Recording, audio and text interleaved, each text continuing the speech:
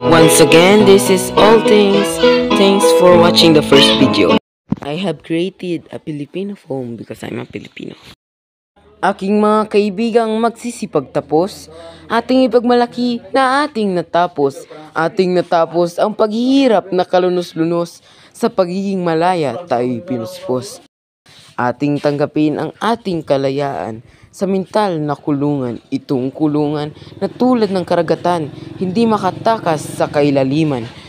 Kung ating iisipin, bakit araw-araw tayo'y nag-aaral pa rin para sa trabaho o para sa kaisipan? Itong trabahong walang katapusan at sa huli ay kamatayan at di matapos na iyakan habang tayong lahat ay nakulong. Hindi natin makikita kung saan tayo susulong.